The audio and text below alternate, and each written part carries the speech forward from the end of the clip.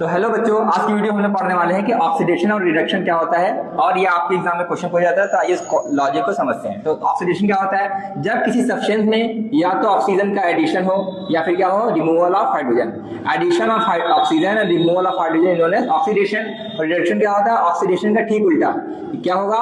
Removal of oxygen and addition of hydrogen is known as reduction. और oxidation reduction को अगर आप दोनों को मिला दोगे तो उसे क्या बोलोगे? Redox reaction. Oxidation and reduction को हम लोग क्या बोलते हैं? रिडॉक्स रिएक्शन ना। तो एक रिएक्शन लिखा है, आइए रिएक्शन में देखते हैं किसका ऑक्सीडेशन हो रहा है, किसका रिडक्शन। तो देखो जिंक दिया है ना, जिंक को आपको क्या करना है? जिंक से मिलाना है और कार्बन को कार्बन से मिलाना है। ठीक है, देखो क्या बदलाव आ रहा है। देखो जिंक के पास ऑक्सीजन है, यहाँ पे देखो जिंक में से ऑक्सीजन निकल गया।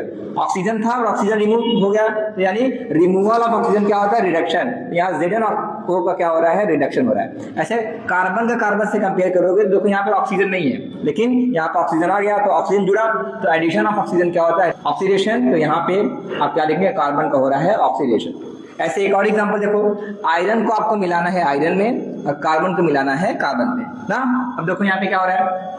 आयरन के साथ ऑक्सीजन लगा हुआ है, यहाँ पे ऑक्सीजन क्या हो गया? रिमूव हो गया। तो आयरन में से ऑक्सीजन रिमूव हो गया, तो रिमूवल ऑफ ऑक्सीडेशन होता है रिडक्शन। तो यहाँ पे Fe2O3 का क्या हो रहा है? रिडक्शन हो रहा है। अगर आप CO और CO2 में मैच करेंगे तो इस कार्बन के पास एक ऑक्सीजन है, रिएक्शन के बाद इसके बाद क्या हो गया? एक एक्स्ट्रा, दो ऑक्सीजन, मतलब एक ऑक्सीजन जुड़ गया, तो एक से भले दो ऑक्सीजन बढ़ गया, तो ऑक्सीजन का एडिशन होता है ऑक्सीडेशन। तो यहाँ CO क्या हो रहा है? ऑक्सीडेशन। तो इस तरीके से ऑक्सीडेशन रिडक्शन को आप आसानी से पहचान सकते हैं।